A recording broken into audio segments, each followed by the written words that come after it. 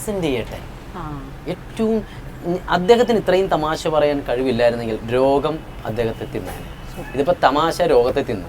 സത്യം, അതാണ് എനിക്ക് തോന്നിയിട്ടുള്ളത്. കാരണം ഞാൻ ഇന്ന് ഓർക്കുന്നുണ്ട്, ഞാൻ ഇന്നസെന്റ് ഏട്ടനെ ഇതൊക്കെ അറിഞ്ഞിട്ട് ഞാൻ കല്ലൂരി പള്ളിയിലും എഴുതിരെത്തിക്കാൻ വേണ്ടി പോകും.